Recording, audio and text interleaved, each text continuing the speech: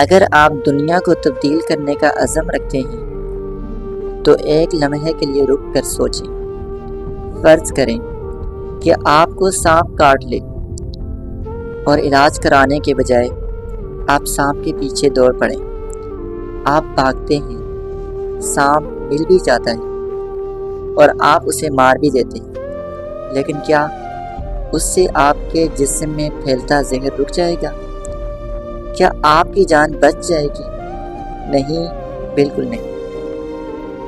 زہر تو آپ کے جسم میں پھیل چکا ہوگا اور آپ کے اپنے وجود کی سلامتی داؤ پر ہوگی۔ یہ مثال زندگی کے بہت سے پہلو کو عیاں کرتی ہے۔ جب ہمیں کسی سے تکلیف پہنچتی ہے یا کوئی ناپسندیدہ صورتحال درپیش ہوتی ہے تو ہمارا فوری رد عمل ہوتا ہے کہ ہم انتقام لیں یا غصے میں آ کر کوئی اقدام کریں، مگر ہم یہ بھول جاتے ہیں کہ اس دوران ہمارے اپنے دل و دماغ میں غصے اور نفرت کا زہر پھیل رہا ہوتا ہے۔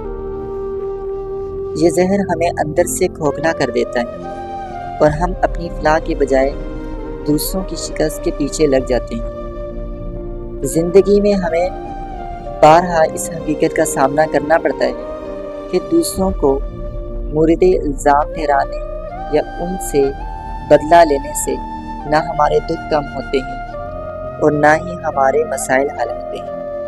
اصل کامیابی تو تب ہے جب ہم اپنے اندر کی منفی کیفیات، غصہ، نفرت اور انتقام کو قابو میں رکھتے ہیں اور اپنی توانائی کو مثبت کاموں کی طرف لگاتے ہیں۔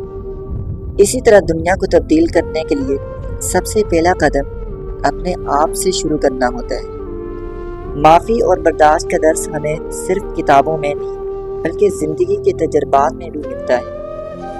اگر ہم اپنی نفرتوں اور شکایتوں کو دل میں پالنے کی بجائے معاف کرنے کا راستہ اختیار کریں تو ہم نہ صرف اپنے اندر کے زہر سے نجات پائیں گے بلکہ دنیا میں بھی بہتری کا ذریعہ بن سکیں گے۔ زندگی میں جنہیں ہم اپنے دشمن سمجھتے ہیں ان سے مقابلہ کرنا یا انہیں نیچا دکھانا مسئلے کا حل نہیں ہوتا۔ اصل مسئلہ تو وہ زہر ہے جو ہمارے دل میں پل رہا ہوتا ہے۔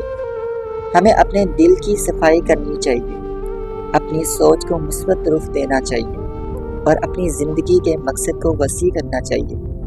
اگر واقعی دنیا کو بدلنا چاہتے ہیں تو انتقام، غصہ اور نفرت کی بجائے معافی، برداشت اور محبت کو اپنانا ہوگا۔